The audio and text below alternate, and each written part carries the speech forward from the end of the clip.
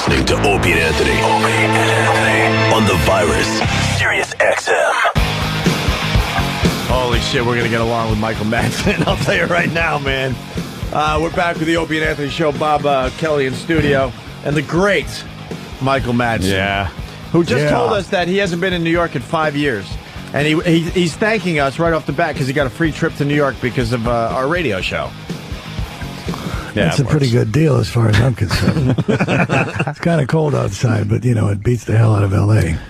Yeah, you've been in L.A. for how long? When I have to be there back and forth for about 14, 15 years now. Yeah. Oh, shit.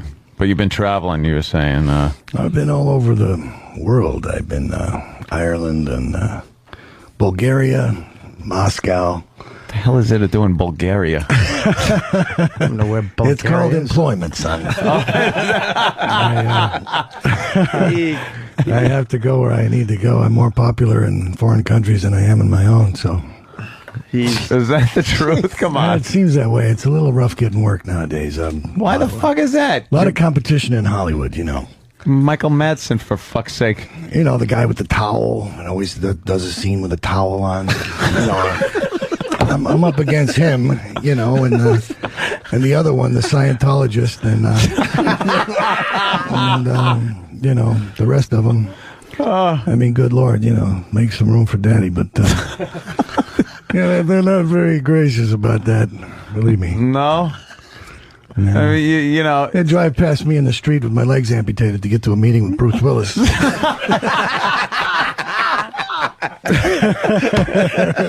know. Oh, get it all out, Michael. Come on, let's get it out. Let's get it out. Then I meet Bruce on Sin City, and he starts telling me about all these projects we're going to do together. Yeah. I'm like, yeah, that sounds pretty good, Bruce. Yeah, thanks for looking after me. Meanwhile, you know, a couple years later, you're going to Bulgaria. I see him at Astronaut Farmer premiere. I'm like, hey, man, remember all those projects you told me about? He's like, what? What projects? Yeah, you know. What about the last Die Hard? You could have been in that one. Oh, wouldn't that have been wonderful? That would have really given my career a boost. I would have been the guy that he threw out the window or something. Oh, Jesus all right, Christ. Mike, in this scene, you light a cigarette, you fire a gun, then Bruce kicks you down a flight of stairs. No thanks, fellas. I'd rather pump gas. Wow. By the way, we're all huge fans of what you have done. Hell yeah. And I just didn't expect this angle, and I'm loving it. Fucking no, it's not an angle. I understand. It's the business end of the business blows. It just blows. If people really knew what goes on behind the closed doors. Not to try to relate to a great actor like yourself, but I mean, just doing radio, the bullshit we have to deal with. You're like, yeah, fuck you. You think it's all fun and games, and then behind the scenes, everything sucks, and management, they're assholes and everything, and it's got to be the same way in movies. They ruin it, as far as where we sit, the greatest job you could have. It's like, how do you ruin the greatest job you could have? Goofing on shit. I was listening to you guys in the other room, and I went, which one of you got to take a shit? I do. Yeah. I just thought that was amazing. I never heard of a radio show like that. Every other word is fuck this and fuck that motherfucker. I gotta take a shit. You know? Holy shit. And you're sitting there like, and this is why I'm sitting on these bleachers waiting to get in there so they can talk about a shit they have to take. You gotta Great. Take a shit. Another delay. We like to call it an open and honest show. Yeah. I took a good shit before I left the hotel. Did you? Yeah. Nice. It does make you feel good. It did. It's like the great way to wake up in the morning. Oh, God, yeah. So I think I'm reading you. I'm ready for the day. I'm hearing... ready to load up again. I'm getting the feeling that you... this is so not what I expected. No shit, man. We just got done with Ben from Lost. Very actory, very formal. Yeah, sure, yeah. Great. Yeah. Another exciting show. What will happen next? Someone will get lost. Oh, God in heaven. I'm going to bring a camera crew over to my fucking house. They want to make a reality show, I can tell you. But shit. You know what? That shit. Michael's been, I could kind of sense. Don't even ask him. Michael's been through the mill Yeah. As far as Hollywood goes. And a lot of people hide this stuff, but they're a bunch of assholes over there. I mean, it's just the way it is. Oh, there's a lot of them that are nice, and I've had some great times. I've made some good pictures. I've been very lucky. Oh, hell yeah. But you know, 85% of it is horse shit. Yeah. Yeah, there's it's too hard to. It's I get more work on my own than I do by playing the normal game of getting work. Really, I run into people at a party somewhere and get a script or meet somebody that wants to do something, and you just scare the shit out of them. They're like, all right, I'll put you in a movie. Jesus. Well, they hesitate to get on the elevator with me, but does it amaze you sometimes when you look at the top grossing movie of the week and go like, what the fuck is this country thinking? Yeah, I kind of get that feeling, especially with some of the pictures that are nominated right now. It's very bewildering to me. Like what? Which one in particular? Well, you see, the thing is if I start naming certain titles, those people will never hire me again. Not that they would anyway, but I am a bit mystified by some of the things that seem to be that get an enormous amount of attention in box office. It's amazing to me. Yeah, I don't know where, because I'll look at a trailer on TV or in the movie theater and say, there is no way I'll ever see this movie. I have no interest in seeing it. And then it's, number one, number two, and you go, who the fuck saw this? You don't like Fool's Gold? What? What? Is that a movie? We're just a bunch of lemmings out there because Fool's Gold is getting the worst ratings, like as reviews, whatever. And it was number one at the box office. I'm like, does anyone read? No. Is there a scene in there where he wears a towel? Towel. There's got to be one, right, with the big knot in the front. And his hair's wet? Oh, yeah, exactly. I mean, I did a picture in Ireland. I played a Irish-American prize fighter in a picture called Strength and Honor. And it's the first time I produced a picture, and I tried to get involved in the distribution and all that. And I learned a lot of lessons about the way that stuff goes. And believe me, there's a lot of big money changing hands for promotional campaigns and this kind of thing. And, the picture really got overlooked. And I'm trying to get some guys to re-release it. But I think I'm up against a stacked deck. I mean, it's really hard to make room. They don't make room for anybody, It's a very dog-eat-dog thing. Yeah, they got the thing figured out the way they want it to make the most, and they don't want anybody changing the rules on them. Well, as soon as I get in there, I'll be telling them that they're all the greatest guys in the world. I was wrong. No, I was just kidding when I was on the radio. Holy shit! I've been nominated. He's living our God. life. I know. Jesus. I didn't mean what I Get said me about a towel. Get Michael a I'll towel. do a scene with a towel. I'm scared to ask him questions about movies he's been in now. I'm very lucky, and I've been very fortunate. Actually, I'm in a great great movies. industry. I really am. I'm just kidding around with you. Someone threw you in IMDb, and they're saying unfucking believable. You made 18 movies for 2008 alone. Well, I got 6 boys to take care of, and I need to keep a lot of groceries in the fridge.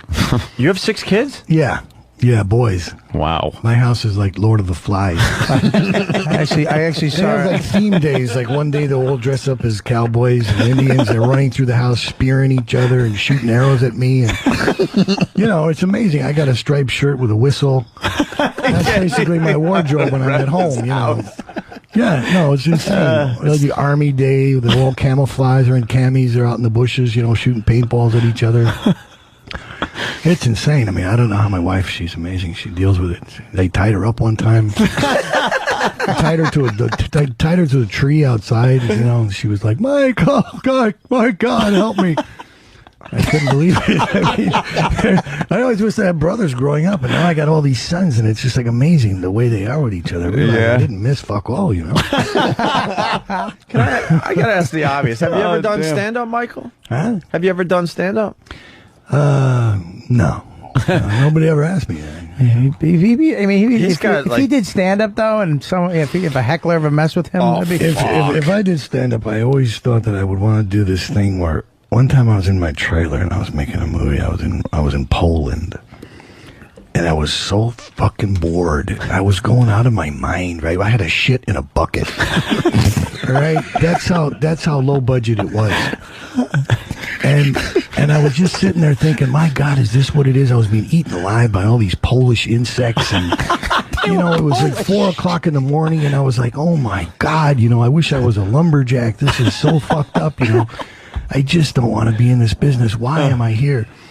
And I started thinking, for some strange reason, about a hotel that could open up, and they could call themselves the Kevorkian Suites. And so you would check in, and they would have all these different themes in different rooms where you could go to kill yourself. Die. Yeah. To kill yourself. Yeah, yeah. And so I was thinking, oh man, I'm really onto something here. So I started writing it down, and I started thinking, okay, all right, in one suite, they call it the Robin Givens suite. And when you go in, there's like a piece of glass, and on the counter in front of you is a gun. And she's behind the glass, and she's going on and on about her relationship with Mike Tyson. And she just keeps going on and on and on and on about it. And she won't stop, and you can't leave the room until finally, you know, you either shoot yourself in the head or keep on listening to her. And I thought of another one would be like, you go in, and when you go in, they inject you and put you to sleep. And then there's a big metal sliding door on the other side of the room. And when you wake up, the door comes open, and there's a big gorilla standing there. And then you suddenly realize you have bananas around your neck. on a chain, right? And you're like, oh, Jesus Christ, oh my God, fucking hell. And you grab hold of them because you want to give them to the ape, but you realize they're made out of plastic. And he's just coming at you, you know? And he's going to rip you apart. Do you smoke a lot of weed? That's hysterical. No, you just gotta you think about certain things like that. Why That's not? what you think about in Poland when you have to shit in a shit in a bucket and Polish bugs are eating you. And you're waiting to go on the set to play some bananas. Well, and used to shit in a spackle bucket. So Well, I was you in got something I was in common. construction. Yeah, we got a little you have something to in do common that. there, You right? have to do that. Anyway, that's it for my stand-up career. Damn. Well, I just did that it, would go over. That's it. Yeah. I'm not going to ask you about the greatest scene in Reservoir Dogs now. I don't want to know the sarcastic answer to that. Oh, actually, That's probably what you're asked the most anyway, right? You're probably sick of talking about that scene. no, not really. I mean, I'm lucky to have anything that anybody wants to talk to me about. I could be, digging ditches somewhere, but How was it working with Quentin? We had him on the show, and we were just amazed by the guy. He's a nut. If I cured cancer, and I was at a news conference, and they were asking me about my findings, most likely someone would stand up and say, that's great about the cancer thing, Michael, but what's it like working with Quentin? Right. Yeah. Exactly. Just let him talk. He's a great guy. He's a genius. And He can talk, though, huh? Yeah, he can go on, but at least it's interesting. Yeah. And he's kind of a film historian, the guy. I mean, he's got about 335 millimeter prints of movies in his garage, and It does those film nights, those themed yeah, film nights and stuff. And regular theater in his house Yeah. with the curtains and a popcorn machine and the whole fucking thing. you know, after our interview with him, we felt like we were going to be invited over to movie night. Oh, did you? And you know how you told that story might about have Bruce, and he's like, yeah, next time you're in LA, give me a call. But the problem was he never really never gave us wanted a to contact exchange number. Mm. numbers or anything. You know. No, he's hard to nail down. I mean, when I did Kill Bill, it was only because I drove it to his house and I knew the gate code. And I just went and I sat by the pool and I waited for him to get home. I sat there for like 2 hours and finally he showed up. And I'm like, Quentin, what the fuck is going on? Said, I need a job, man. What are you doing? And then he whipped out the Kill Bill script and Which is, I was which playing just gets blood, but Jesus, if I had to wait for him to call me, I mean, it never would have happened. It never would have worked. Kill Bill gets just man. better and better the more you watch it too. It's just one of those movies you never get sick of. Yeah, It I was think a lot of great. people. Oh my god! Great time, man. It was a wonderful experience. It was really one of those pictures that stands out in your mind, Quentin's got a good way of pulling people out of relative obscurity. Like then came Bronson. You know, and Michael Parks, yeah. Michael Parks is hysterical. Hey, isn't he wonderful? Who He the was hell great. knew? The Virus. Sirius XM. This